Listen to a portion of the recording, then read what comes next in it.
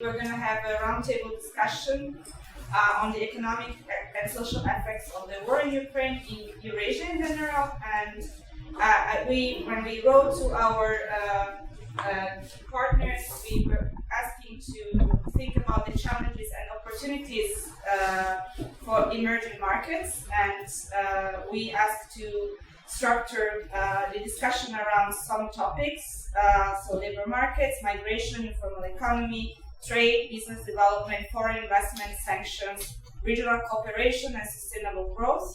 And then we also have, thanks to Jeremy, this also overview about the media. We can have this also conversation about the media coverage and the implications of this media coverage for the whole region. So my colleague Piotr Majda will present our speakers today. We will have maybe each of our speakers will give a brief introduction and their topic and some food for thoughts, and then we can have a conversation and have questions, and also experts and colleagues from the audience, please join the conversation. It's going to be hopefully also very interesting, and I hope that we will try to reflect on what is happening around us nowadays. So, Piotr? Thank you all for coming. And so we choose our speaker today. We have the pleasure to have with us today Donika Bohej, sorry for the pronunciation, who is a professor of politics at the School of Law and Government at the Dublin University, where he's lecturing about the post-Soviet politics, organized states, agriculture, and foreign policy. Then we have Erhan Aslanoglu, professor in macroeconomics and Turkish economy at the Marmara University, and he's researching economy, interpretation of macroeconomic indicators, Turkish and world economy. They have Dr. Irina Guruni, associate professor at the Indian University in Tbilisi, who is also deputy director of the Economic Policy Research Center in Tbilisi, Georgia. And finally, Jeremy Drucker, who is the executive director of the Transitions, but also a professor of the New York University campus in Prague, where he's researching media, Facebook, and internet and society. So thank you all for coming, and we're looking forward to your food. So I suggest anyone who wants to start, please. So, should I hear? Okay, the beginning. Hi, good afternoon to everybody. Nice to meet you, and it's my pleasure to be here to share my views about the Ukrainian war, its economic effects on the region and Turkey also. I have a brief presentation I will have, and I will share my views, and afterwards, if you have questions, it will be my pleasure to reply.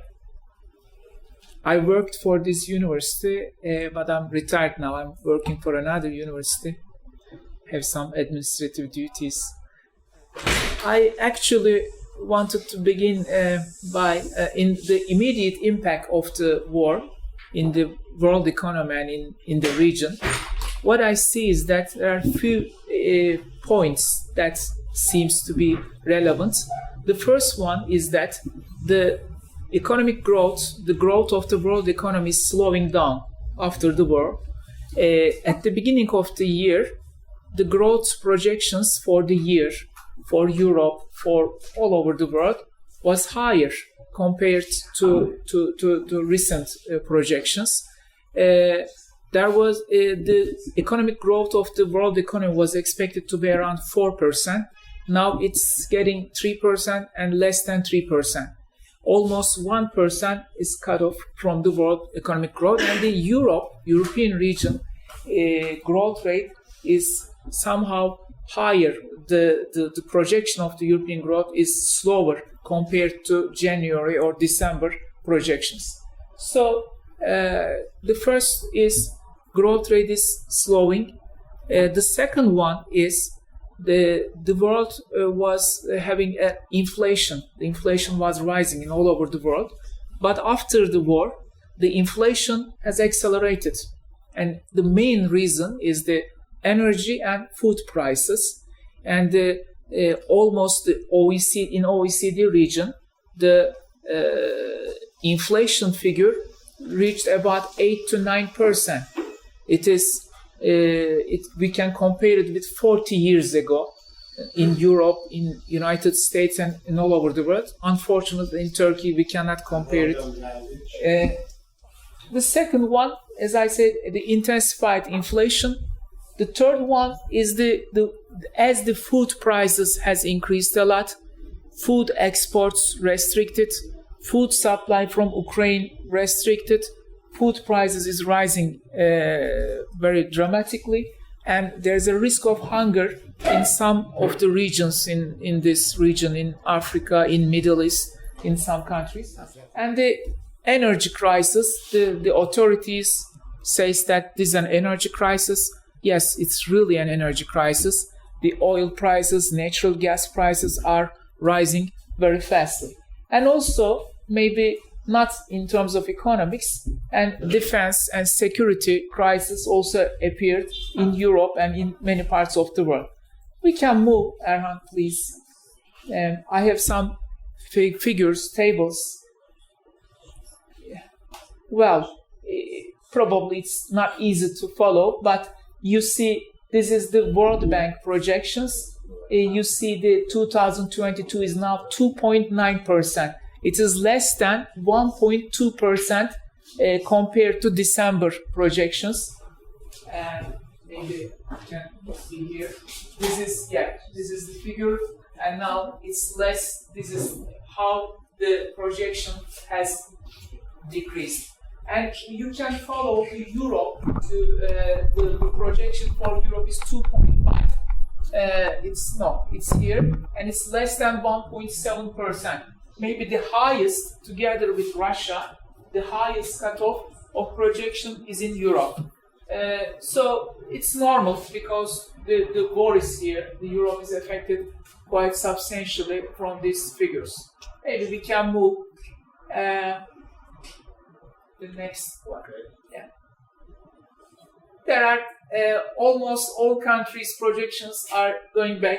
Northern European countries' growth projections are decelerating from almost 4% to 1%, 2%. Only two countries, Argentina and Turkey, is moving up. The growth projections is higher after war.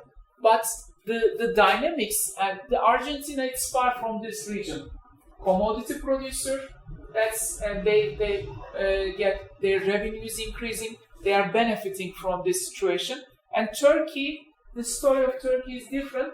Maybe the initial projections were very limited, but Turkey's industrial output, Turkey's exports are growing very well.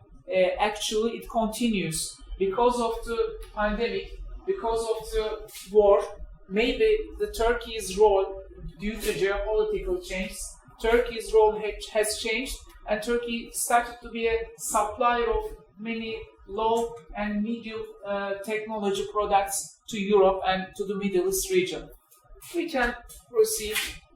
I'm not going to get into the consumer confidence in all over the world is falling. That implies that the domestic demand in many countries are likely to go down in the near future. Inflation and also expected deceleration at growth rates are causing this falling consumer confidence.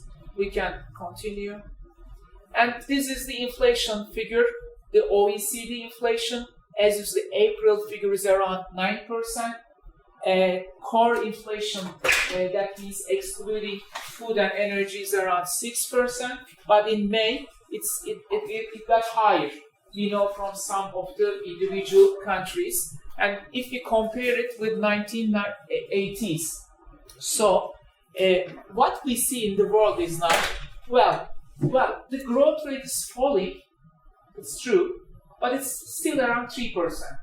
According to some other institutions, and in my opinion, it will be around 3.5%.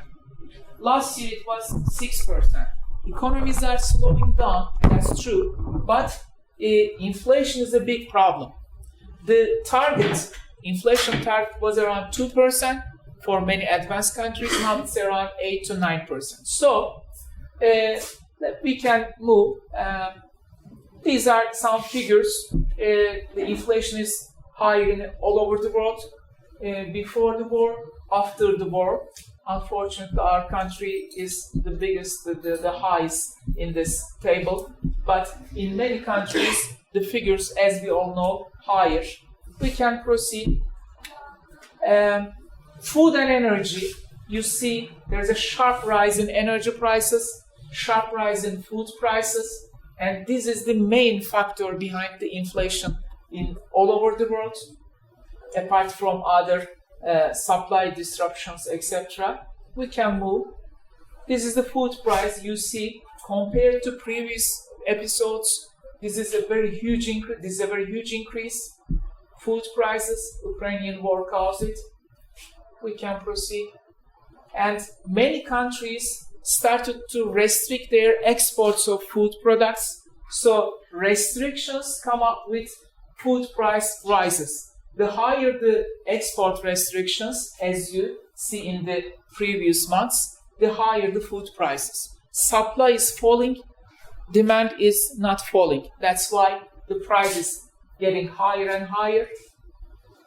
And historical data shows us when the food prices rises, accelerates. If we go back maybe 100, 200 years back, we can expect social and some political events. It's likely.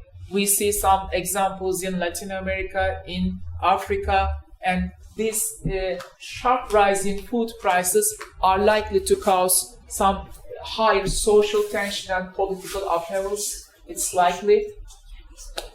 And these are the countries which are affected mostly from the restricted wheat exports of the Ukraine.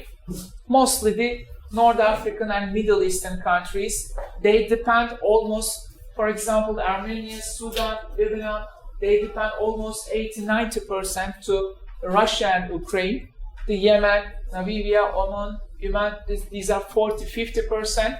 Russia, the share of Russia and Ukraine. These countries, if the channels are not open for export to those countries, and it's likely the Ukrainian food supply will go down in the next coming months because of the war, those countries are likely to face more problems of food shortage and high food prices. We should follow those countries in terms of the tension, social, political changes in those countries. The economies are slowing, but the inflation is very high. So many major central banks of the world started to tighten their policies. And United States Federal Reserve, ECB, European Central Bank, we know all this. And what is maybe much more important is what the Fed is doing, what the European Central Bank is doing. We can move. We should expect now Fed is tightening the monetary policy. And the projection of the Fed and the markets for the year end, the Fed will raise the interest rate, policy interest rates to 3 and 3.5%. But this will not be the end of the story because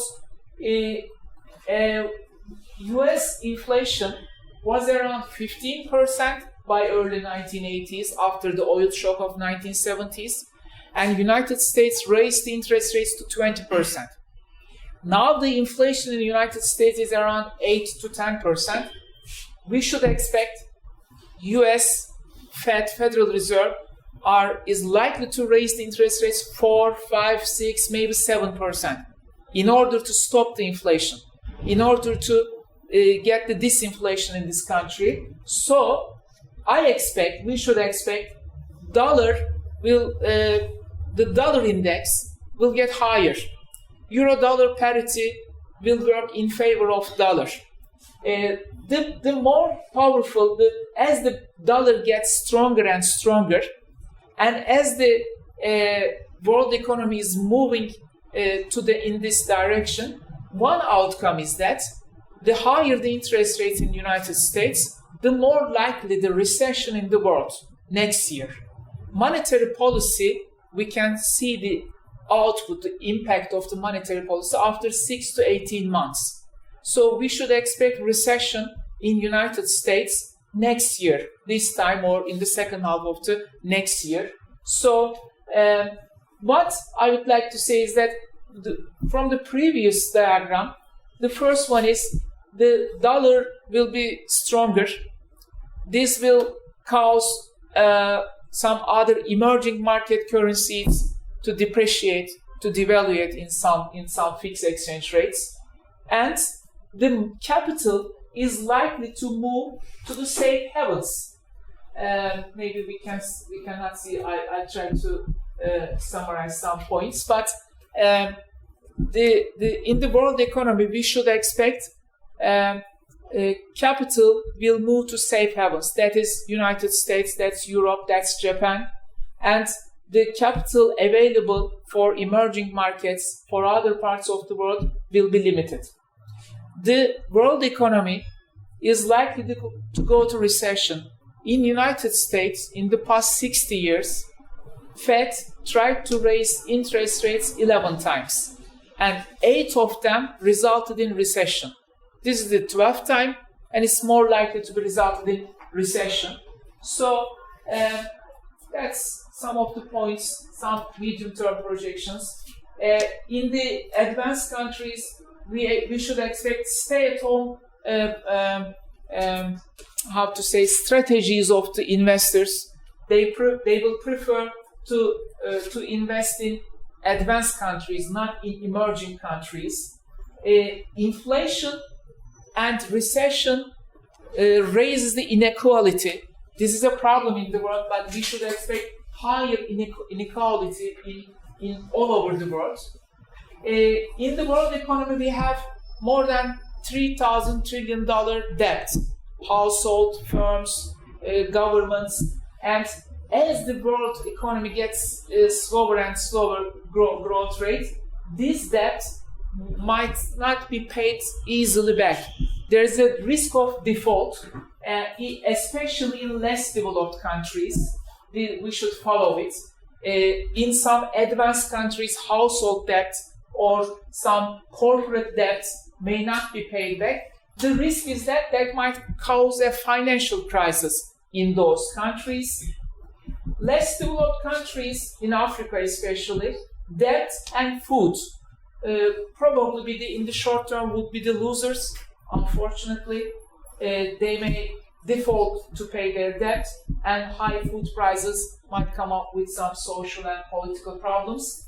Commodity producers are likely to be the winners. Latin American countries, South Africa, and such countries in the short term. Why? Actually, as the world is moving to recession, likely recession next year, we should expect commodity prices to go down.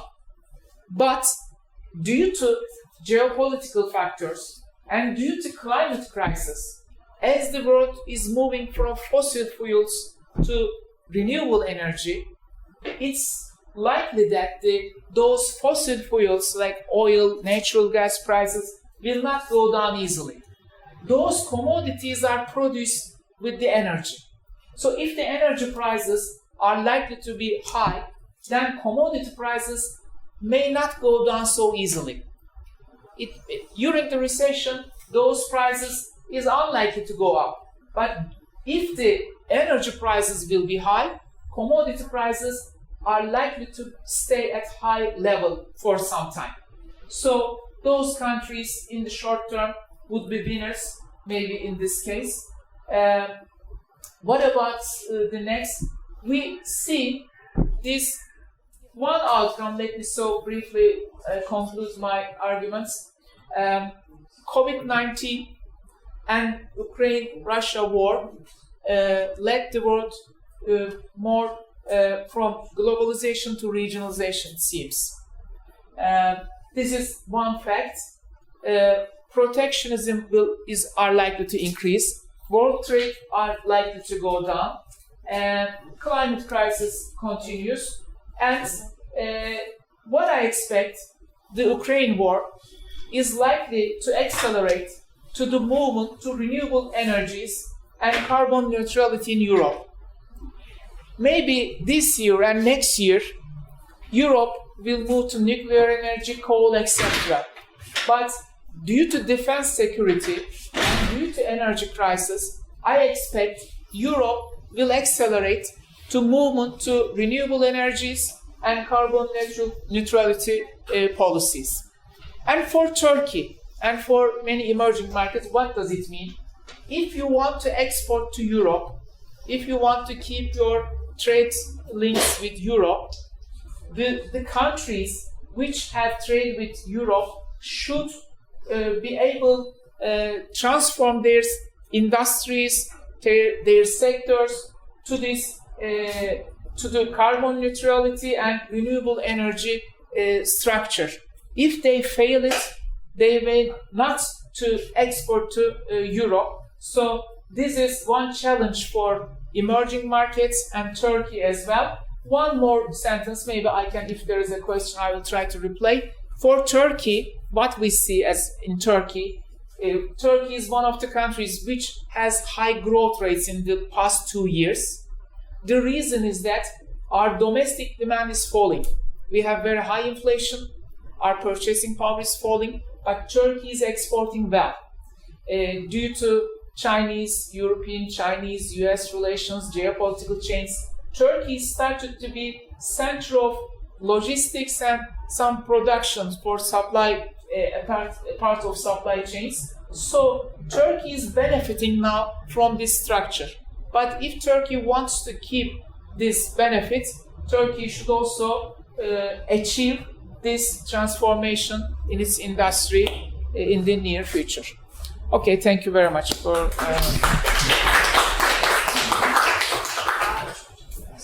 Thank you so much for this really comprehensive presentation, and I think you really highlighted many important developments. And I think I suggest we move to Irina's speech, because it's also about economic and external trade and business development tendencies in Georgia. So, sure. Thank you very much. So glad to be here. Thank you, Professor, for the global outline of the economic situation. So I also come from a frontline state, 20% of which is occupied currently by Russia. So we've been in this unstable situation since the last war with Russia in 2008, when actually many of the politicians and also friends of Georgia and experts were predicting that Russia would be expanding its aggression towards Ukraine, and then it happened in 2014. Nobody really cared much, and now it's this large-scale invasion, which we are already seeing for the past 4 months already, and which has not only the military and humanitarian catastrophe, but also an economic one, which has expanded not only in the region, but quite globally. And one of the key reasons for this are the sanctions that have been imposed on Russia in order to weaken its power. And that, given that there are new opportunities, if we can say it this way, in terms of diversifying energy, diversification of transport routes, and currently we actually see that the routes that are bypassing Russia, be it also through Georgia and within this region, we see terminals which are like transportation deadlines have been expanded, terminals, ports are quite overcrowded. And Europe is seeking to diversify its energy, and it has been very much dependent on Russian energy resources. As you know, it's more than 60%. For Georgia, I would focus a bit more on Georgia, how we are dependent on Russia. Since 2018, there has been a policy of diversifying our economy. So the key goal was to be less dependent on Russia. And we have achieved that when it comes to the energy resources. So in terms of electricity, we are importing mainly from Turkey, Azerbaijan. while when it comes to gas supply, we're completely dependent on Azerbaijan gas supply due to the Shah Deniz consortium that we are part of. Mainly the situation for Georgia when it comes to the negative spillovers is through exports, because still we have about 15% of dependency on Russian exports, also quite a large dependency on remittances, which has been growing now, and for the past several months the transfer from Russia has increased by 300%. Also, incoming immigrants from Russia have been on the rise in Georgia. We have around 80,000 labor migrants, we can call them. So those who do freelance work, and for them it doesn't really matter where they work from, and they're maybe escaping the regime or actually finding like comfortable living place within the region, mainly Georgia and Armenia. They also bring about their capital, which can be pursued as an capital inflow and maybe pursued as a positive impact on Georgian economy. However, it has quite strong security implications to it as well, because formally we haven't been a part of sanctions, so the Georgian government has taken this neutral role in joining the sanctions. So formally, we haven't joined the sanctions. However, our financial institutions obviously are part of the European financial institutions. So there are some security problems that we might be actually violating some of the sanctions exposed by the EU. So it's not just the positiveness of this capital inflow that we're facing. And there has been some speculations regarding whether or not Georgia and the region have been points of smuggling sanctioned products to Russia through the breakaway regions that we have. Also, when it comes to the impact on Georgia, as the professor has showed on his slides, we are completely dependent on wheat import from Russia.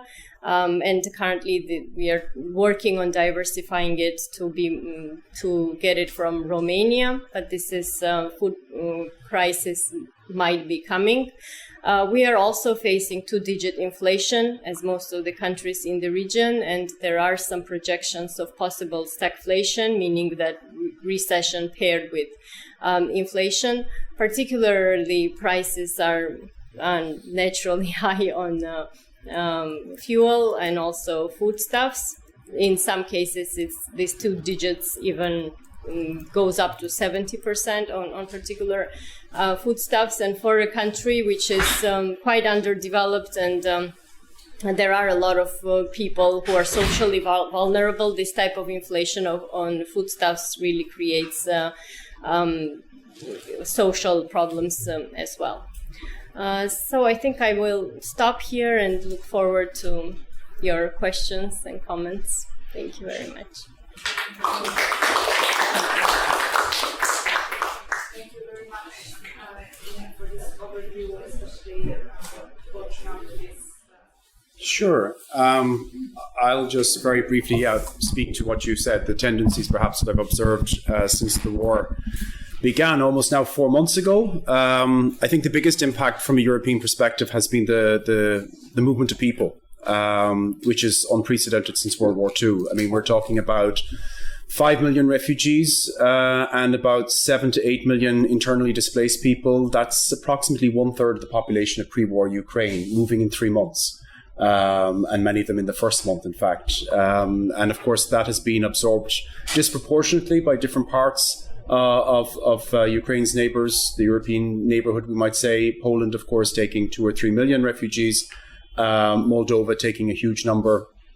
And even Ireland, which is on the other side of Europe, we have tens of thousands of Ukrainian refugees who have come, many living in my own neighbourhood in Dublin. So it's a very kind of tangible, and they all bring their stories with them. And I think one of the very poignant aspects is that a lot of them don't have homes to return to and won't have homes to return to.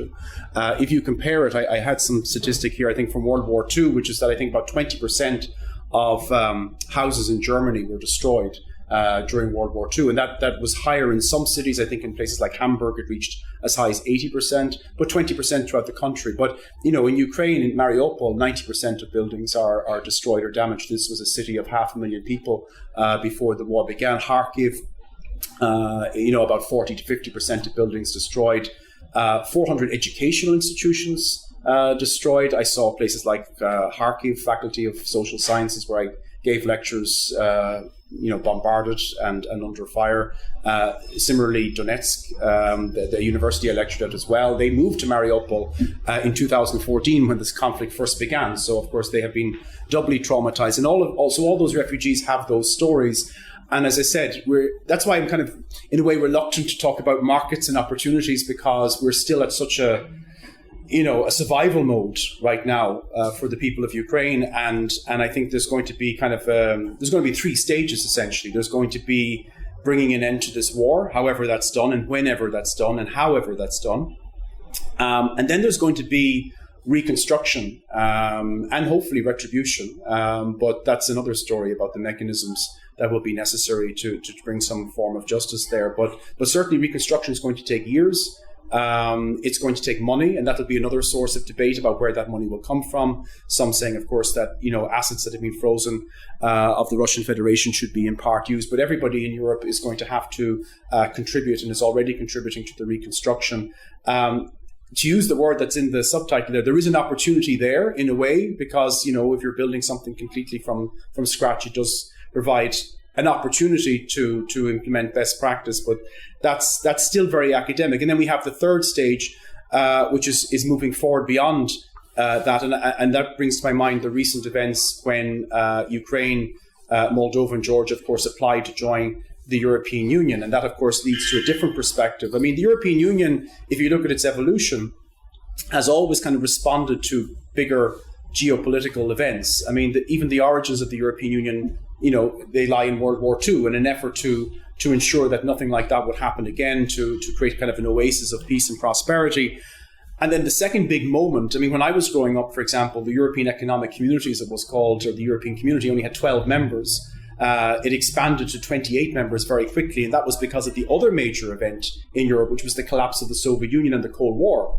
That was, and now I think we're seeing maybe a third moment, where it may not be as big as the expansions of 2004, for example, but when you see like 3 countries applying to join more or less in the same week, something unusual is happening. And when we look at the prospects for those countries, a lot of the challenges that they have and opportunities, again, to use the term, are similar. In fact, there's no fast track. People have been asking, what does it mean to become a candidate status member? Well, Turkey has been a candidate status member since 1999, North Macedonia since 2003, Serbia and Albania since 2009, and they're not going to join anytime soon. So I think there's been a little bit of kind of perhaps, it's important symbolically, but perhaps unrealistic euphoria that's been attached to becoming a candidate status. There's no fast track accession process. You can have a fast beginning, but the journey very much depends on 2 things. One is reform within Ukraine, and again, it's completely abstract to talk about reform in Ukraine at a moment like this when Ukraine is struggling to survive. And the second will be, the enthusiasm within the European Union itself. Before this war, there was definitely a detectable enlargement fatigue within Europe. There hadn't been a new member since Croatia joined in 2013, and before that you had to go back again quite a few years. So whether that can be overcome is one matter. We already know a lot about the challenges that Ukraine faces, that because of the deep and comprehensive free trade agreement and association agreement that Ukraine signed in 2014, and of course similar agreements were signed by Georgia and Moldova. So we know what Ukraine and Moldova and Georgia are doing right and what they're not doing so well in. Because there are annual reports that are submitted to the European Commission. The big challenge, let me start with what they were doing well. I mean, Ukraine has been doing well in things like civil society, electoral democracy, gender equality, services, things like that. Many of them are at EU standards already. Things that weren't working so well, and no doubt will be a challenge when we can see that point beyond the war, were things like corruption. Corruption was the biggest problem. Infrastructure, transport, roads, things like that. So they will remain challenges. But the process, in a way, is already undergoing of these countries being absorbed into the European Union. I think that one big outcome is that we're never going to look at Ukraine the same way, at least for the foreseeable future in the European Union. And I think that the corollary will be that we're not going to be looking at Russia in the same way either. I think Irina made a very important point about the kind of the lack of awareness of a momentum that was moving in a certain direction. If you take 2014, for example, in particular, the sanctions that were imposed were so minimalist that rather than 8 years later, we should be kind of examining how successful those sanctions were in modifying Kremlin behavior. Instead, Russia was back looking for more 8 years later, and things like Nord Stream were being processed after the annexation of Crimea. So there was this kind of self-serving assumption in a lot of Europe that business engagement with Russia would somehow modify the kind of radical ambitions that were evident in events like that happened in Georgia in 2008 or in Ukraine in 2014. And that assumption has proved to be fundamentally wrong.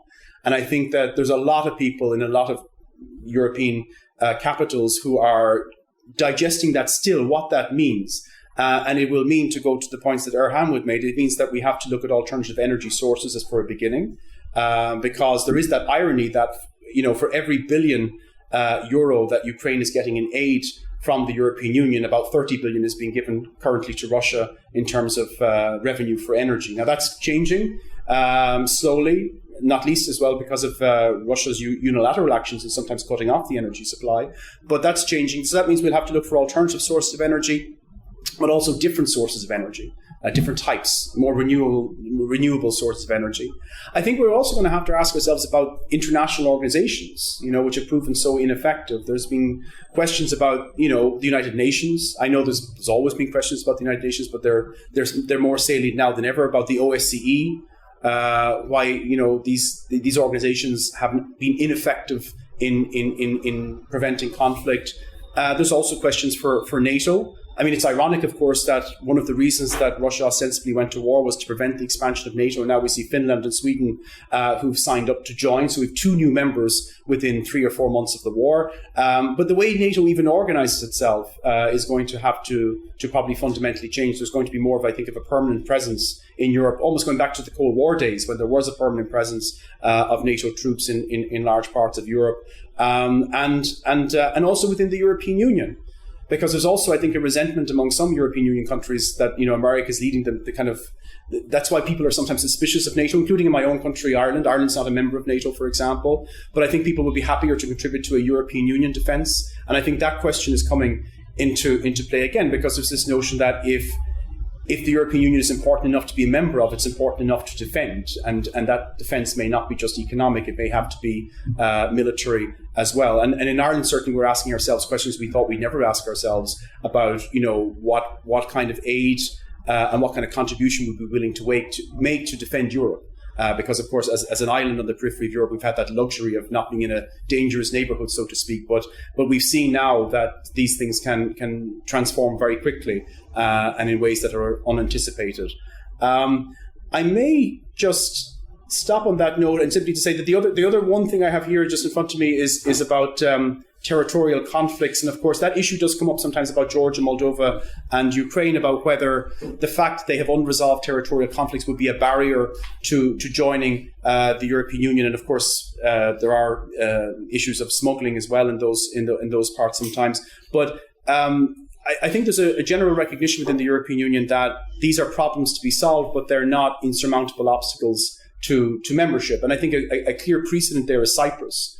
Cyprus has an unresolved territorial conflict, as we know, but Cyprus is a member of the European Union. It's not a member of NATO for the similar reasons, because no military alliance, and this has been the problem for Georgia or Ukraine trying to join NATO, no military alliance is going to extend itself to include countries which have unresolved territorial conflicts, because especially if it's Russia that the conflict is with, because you're going to immediately and automatically get yourself into a conflict with Russia, a military conflict with a nuclear power, whereas the European Union is not a military superpower. And I'll finish on this point, in my view, actually, membership of countries like Ukraine and Georgia and Moldova and the European Union is more subversive to the Kremlin than NATO membership, which gets all the attention.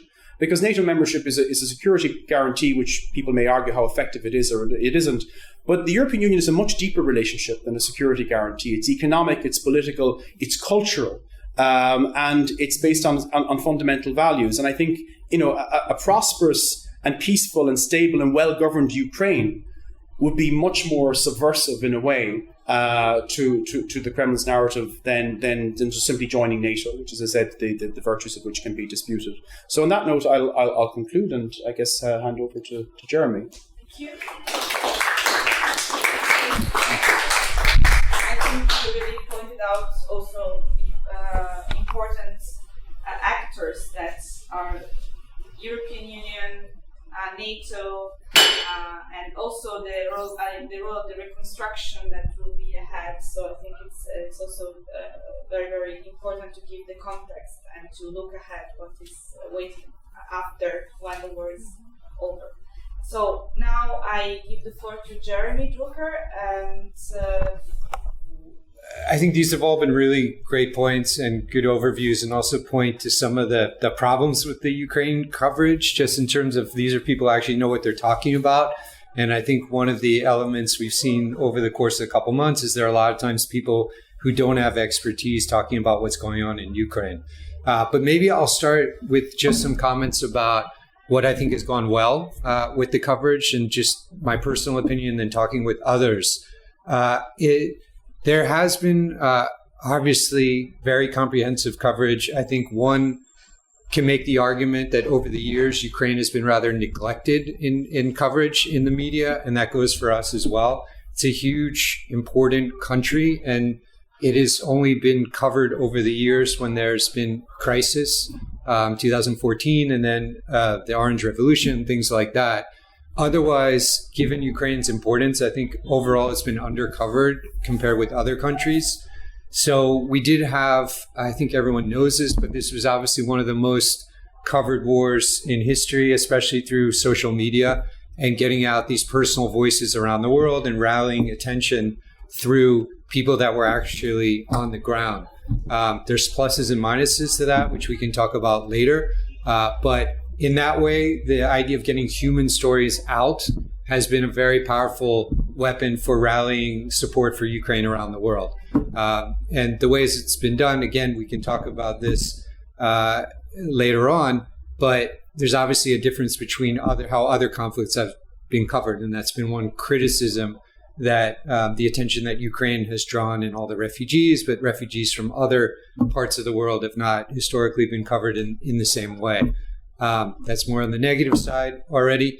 But in terms of the positives, that's been a huge strength. And there have been, as I said, a lot of Ukraine experts that have been talking about where we go from now and the war coverage, both local experts, regional experts, and then international experts.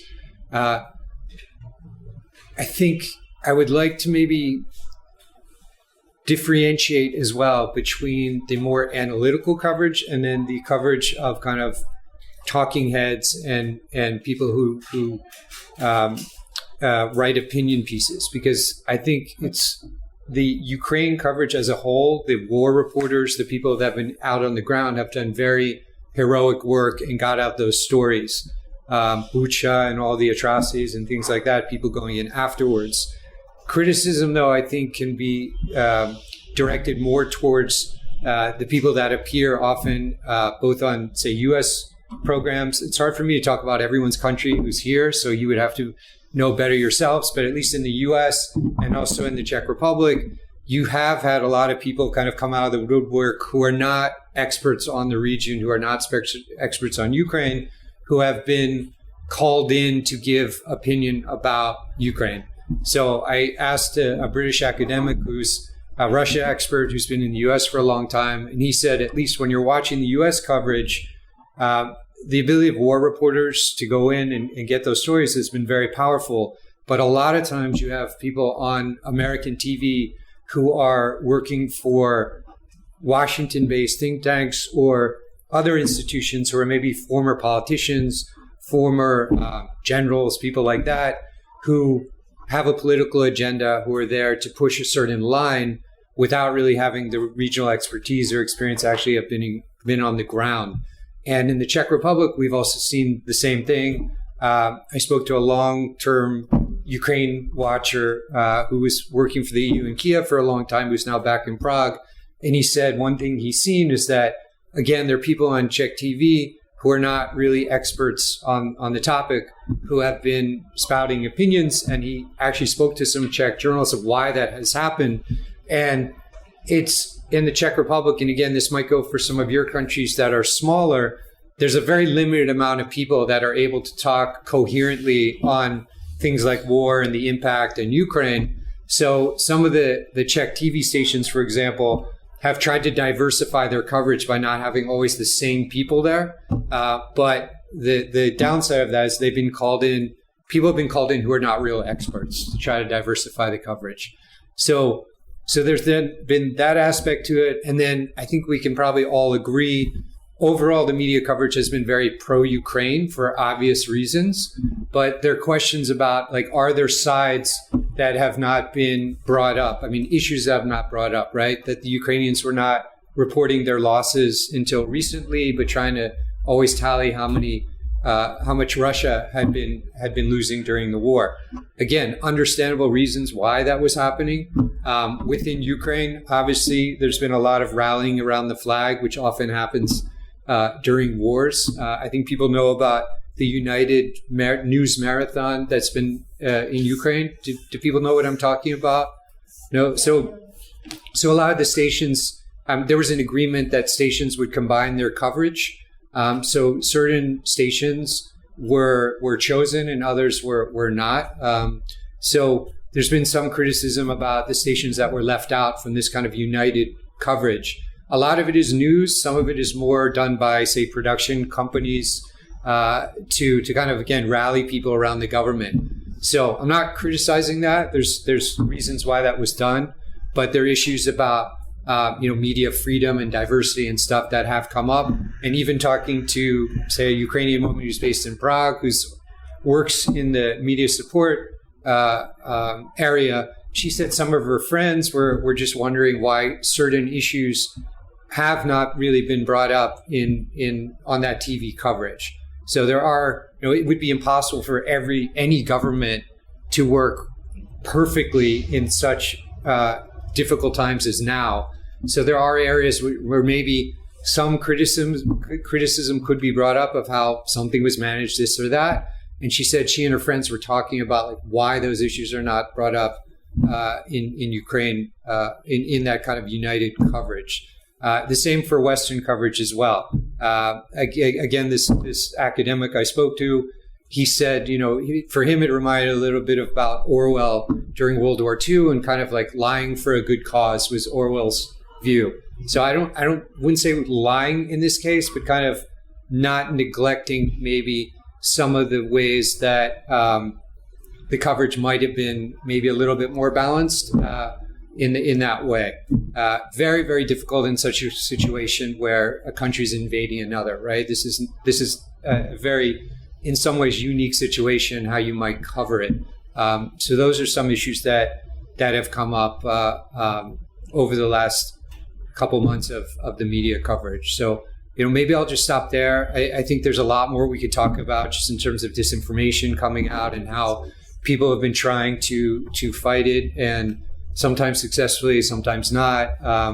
And the role of also things that we've been very interested in. I think people have heard maybe the term open source investigation. There's an organization called Bellingcat, which is based in the UK. So they've done really, really good work. And that basically, again, we can talk about this, but using coverage provided by normal people through social media and piecing it together and figuring out another side of what's going on in the war to kind of enhance the coverage. So I would say, yes, the professional media has done overall a pretty good job with these, with those weaker points that I pointed out, but it's been a rich amount of coverage because of all the kind of amateurs that have been involved as well, the good and the bad there. So maybe I'll stop it there for now.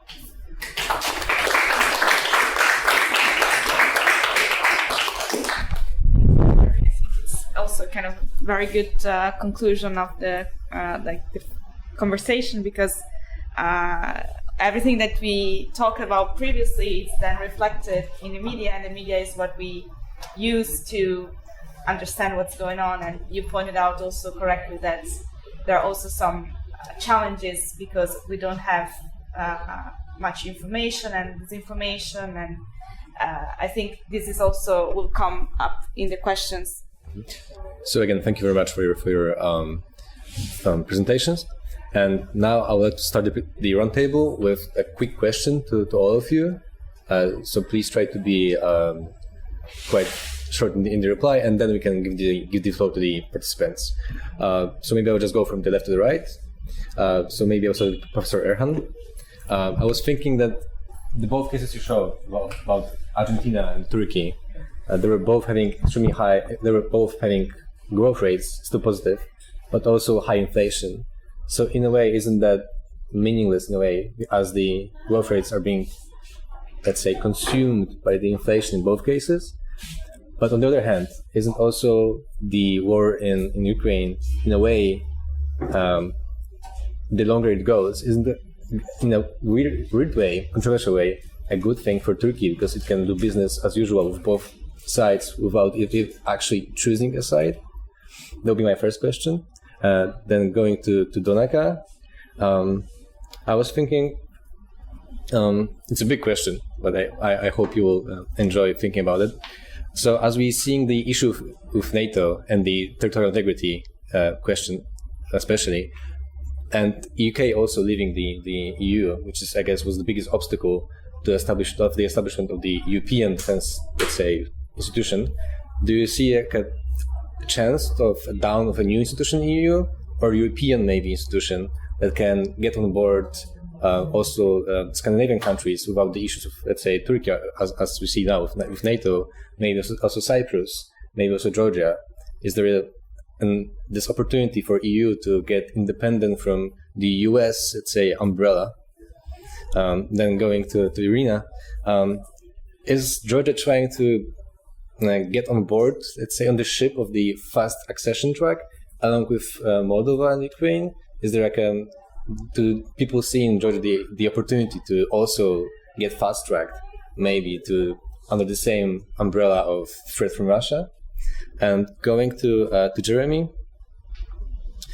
what's your take, as you already kind of touched upon this topic, on the coverage of the war? Because as you said, there's a lot of amateur materials, and I think what was most compelling to me, like personally, was the materials not from the TV, not from the internet, but from Telegram channels shot by civilians on the ground or leaked from one of the sites.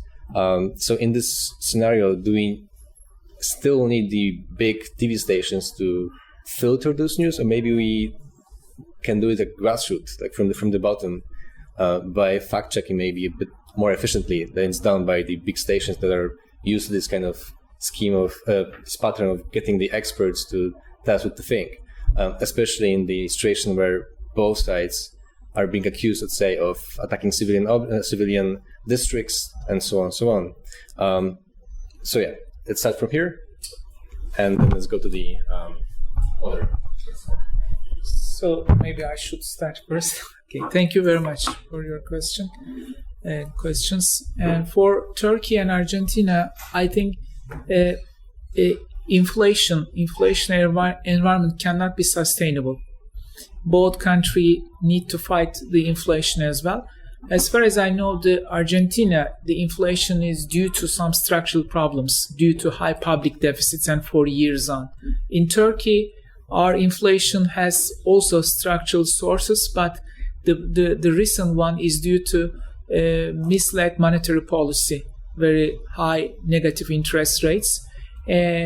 When the world economy is moving to recession, likely, let's say, recession or slowdown, Turkey and Argentina will also be affected from this slowdown as well.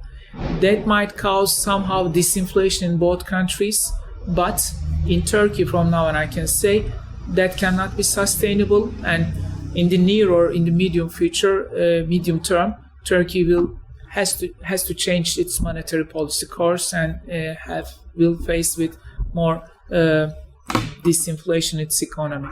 The next question is whether, Turkey's position in the war and the benefits to Turkish industry and exports.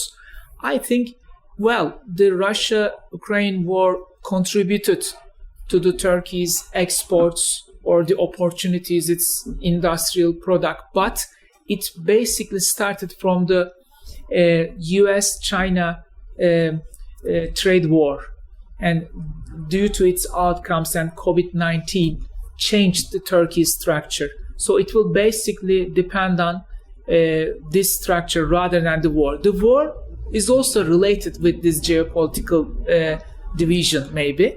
I think Turkey will try to keep its position, neither to be too close to either side. But it seems, and when we look at the historical ties, Turkey will try to be a center to the supplier, industrial output supplier to the Europe. I don't think the political and geopolitical changes will affect its economic orientation. We will see, but unless we fight with inflation correctly, the economy cannot stabilize easily. But I don't think it will be sustainable. It cannot continue forever. Thanks. Hi, Pierre. Yeah, thanks for the question, and I jotted down a few thoughts rapidly. Is there an opportunity, as I gather, the main fundamental part of it was, is there an opportunity for kind of the EU to separate itself militarily kind of from NATO and maybe plough its own path? I'm not really sure, and this war I think has underlined that there's great demand for that. Particularly in Central and Eastern Europe, there's a huge enthusiasm for a US involvement in guaranteeing European security. Sometimes in America, and that was illustrated by the Trump presidency, there may be a feeling among some Americans that the best way to be spending American tax dollars is to be committing themselves to European security. But I certainly felt in places like the Baltic states and Poland itself that there was a kind of a happy feeling that the US was there, because it was feeling that the US would be more willing to use its military resources. 27 countries agreeing on something in the European Union takes a long time. There's often, you're only as strong as your weakest link, whereas it's felt that America is more decisive in military matters and, of course, has more resources. So, and of course, we often artificially differentiate the European Union and NATO, and that makes sense from an Irish perspective because we're in the European Union but not in NATO. But 22 countries of the European Union, up to 27, are in NATO, and actually with Finland and Sweden joining, it's going to be 24. So only 3 countries out of the 27 will not be in NATO. That's Ireland, Cyprus, and Malta. Interestingly, all islands. They might feel that they're extra secure, maybe because they're islands and relatively peripheral. So, and even in a country like Ireland, which is not a member of NATO, the vast majority of people would be happy to see Ukraine join NATO. So even though it's almost like it's not for us necessarily, but we can see why you want it. And the same is felt about Finland and Sweden because of geography.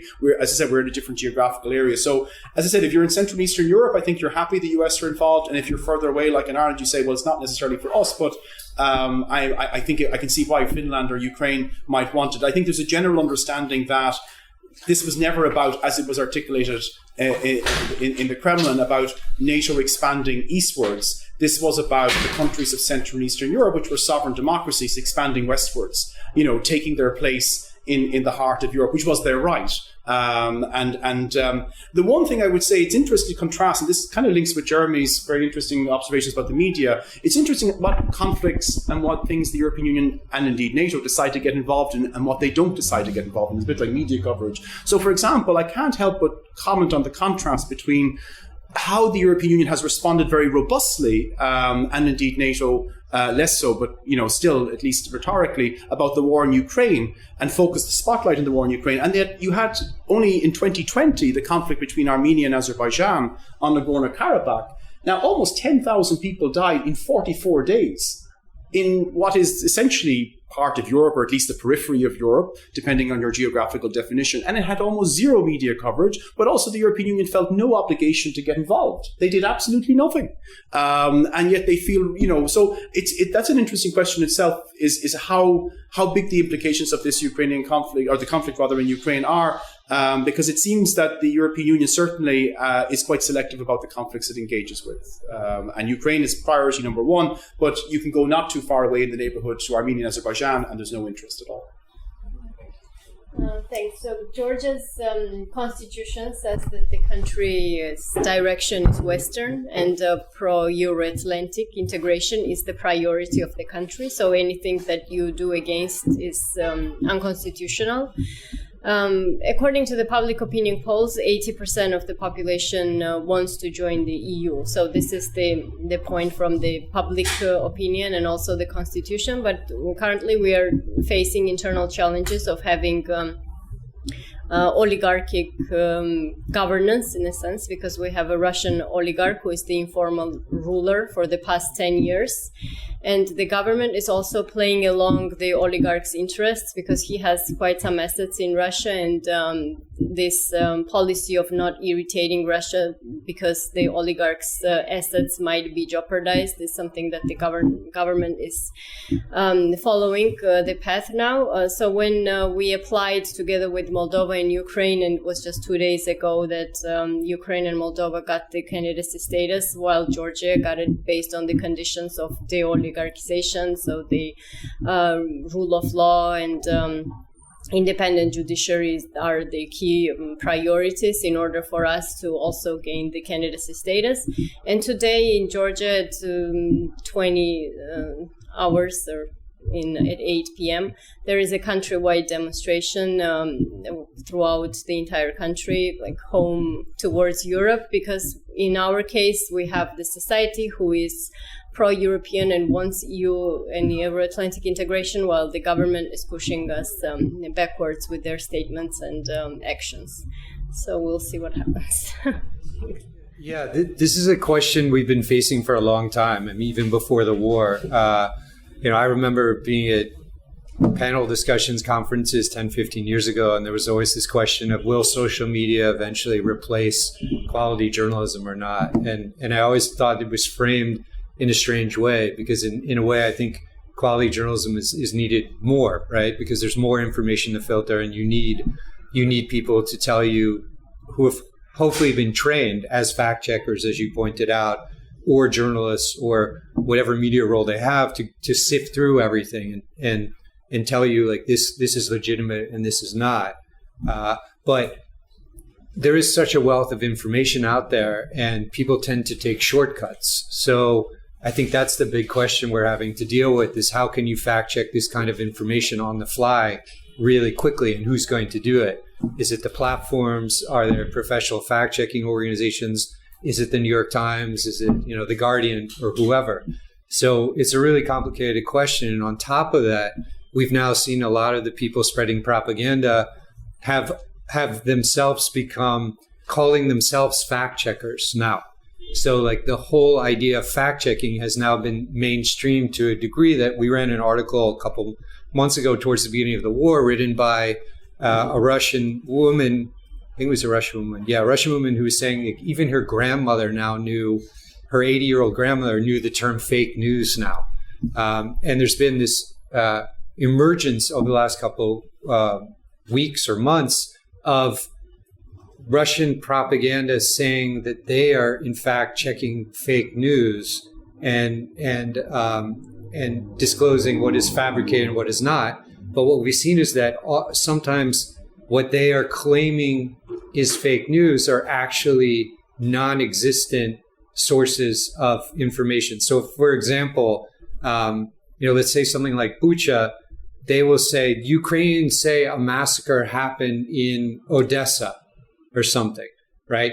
We went there, we checked it out, and no massacre ever took place. So that kind of thing is discrediting all of the information coming out of Ukraine, when that original massacre never happened. There's no Ukrainian who ever said it happened, but they're claiming that this information emerged on the internet and they're fact checking it. So there's this now fascination in a good way, I think, with fact checking, but then it's being co-opted by the propagandists as well, which makes it even more confusing to people, especially normal people, right, who don't have the time or energy to maybe fact check. So So your question is a really complicated one. I would hope that you would have professional journalists, but I do think, again, you can have an organization like Bellingcat, which was not founded by a journalist. It was founded by a guy who was interested in what kind of media, what war military equipment was being used in Syria, and then kind of gained expertise and then developed an open source investigative unit with a lot of people who don't have a journalism background. And they have a whole amateur group of people. So it's being crowdsourced and it's trusted. I think just to finish, I think the whole element is trust, right? So it doesn't have to be a huge journalistic organization. It can be a really small group of people. But if they're able through their experience to gain the trust, then they become a legitimate source of verification and so on.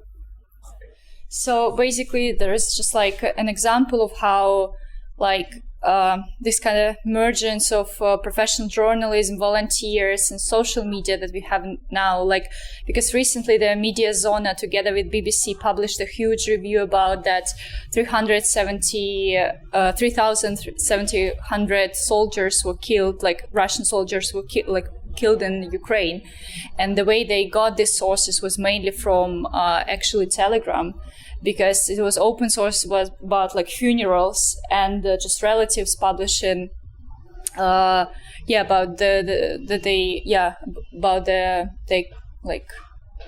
soldiers dying. And I know that now the Media Zona provides kind of like the workshops for volunteers, and usually volunteers come from academia, or these are people who previously had experience with working with journalists. So it's a huge network of people that kind of know each other. And it's interesting because now, because it's a very hard job, emotionally as well, because you're constantly searching and looking for pictures of dead people, and you're reading these stories written by the people who going through this, and there is also a huge kind of requirement of the kind of some emotional support training and stuff. And I was just maybe it's more a comment or an open question, is that we know so little now what's happening in the war, also Ukrainian military forces makes it hard for also foreign journalists to come investigate, take pictures. We know from Netherlands, we know some cases when they Netherlands, the Dutch journalists were just kicked out. They were not allowed to take pictures or anything. So we should the only sources that are left are open sources that we have still, and also this personal stories, and it makes it so hard to predict what's happening. But I recently been to London, and I was talking to the student of the professor who is now the military advisor of the UK, and he actually said that because now we don't have what's happening, we could predict at the beginning that the war is gonna last at least till November, and this kind of prediction was made 2 months ago, even 3 months ago, and now it's just so hard because for me and for many of us, it's hard to say that when this war is gonna finish, whether it's gonna finish at all, what's going. So it's a lot of uncertainty and not answers. Even the experts are really puzzled, and I'm just wondering what are the strategies of coping this kind of huge uncertainty.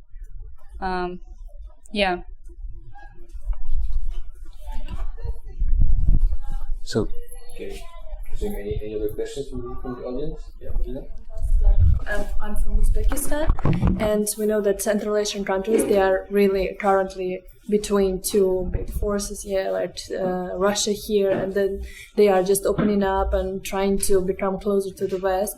And in that case, it's really difficult to construct their international politics. And what do you think, how it is better currently for Central Asian states to do their politics, so that because they cannot just cut all the connections with Russia, but also it is not ethical. And how can sit on two chairs to survive? Yeah, basically, what do you think? Very interesting question. and not unique to Central Asia, but Central Asia has obviously got its distinctive characteristics. As you say, Central Asia is not homogeneous blocks and countries. Tajikistan and Kyrgyzstan, of course, a huge amount of migrants were working, and the slightest fluctuation in the value of the ruble will have an impact on the economy back home and on their own personal family situations. And they know that pleasing, or at least having good relations with Russia is part of the package, because otherwise those migrants would not be allowed to move effortlessly. If they pose a visa regime in the morning, it would completely kill probably the economy of someone like Tajikistan.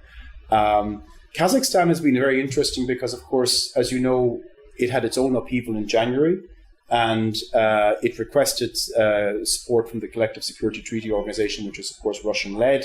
And the majority of troops who were dispatched to Kazakhstan to support the regime there were from Russia. And yet I saw President Tokayev in Russia just this last few days, and in the presence of Putin, he said, we don't recognize the republics of Luhansk and Donetsk, and obviously they've been asked, and they're not returning the favor. And I think there's a lot of, and not just in Central Asia, there are a lot of countries who are looking to see how this will pan out. And therefore we cannot predict, because it depends on the outcome of the war and what state Russia is in at the end of the war, how they will determine to balance their interests. But I don't think it will be led, I know you're saying there's an ethical dilemma, but alas, I don't think it's a unique observation to say the regimes in Central Asia are by and large authoritarian regimes, which their reservoir of ethical behavior is not particularly huge. I think that they'll look at this in terms of regime survival. And I think that if it's necessary to have good relations with Russia, or a multi-vector foreign policy, as it's often put, they will do that for the benefit of the regime. But if they feel Russia's weakening, we may see them reevaluate those priorities.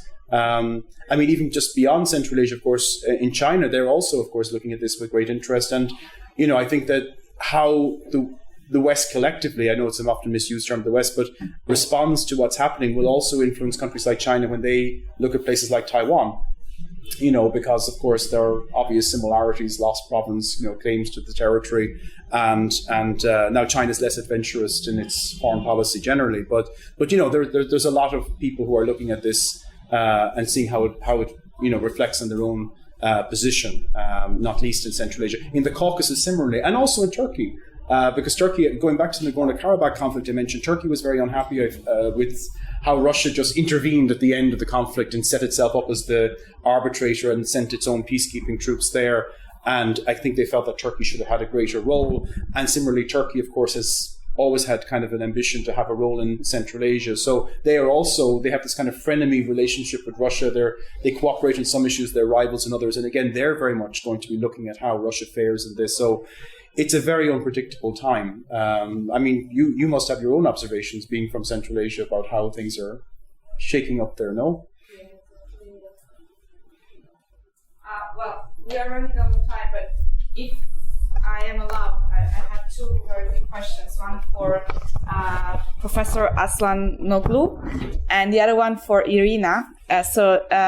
Professor, we talked about Turkey and also connecting with Central Asia and regional cooperation. So what are the kind of relations now between, like, economic relations between Turkey and Central Asia, and what are the prospects of these economic relations within the current situation? And I have a question for Irina about, so we have talked about refugees from Ukraine, but there are also thousands of Russians that are now fleeing Russia, and we know that many of them, maybe the majority, if I'm not mistaken, first went to Georgia or Armenia, but also Central Asia. So what is the situation now in Georgia?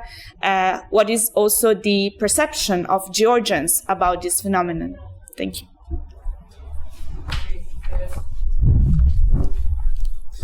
Thank you very much. Turkey's relation with Central Asian countries so far, these countries are having higher shares in Turkey's export compared to many countries, but it's not too much.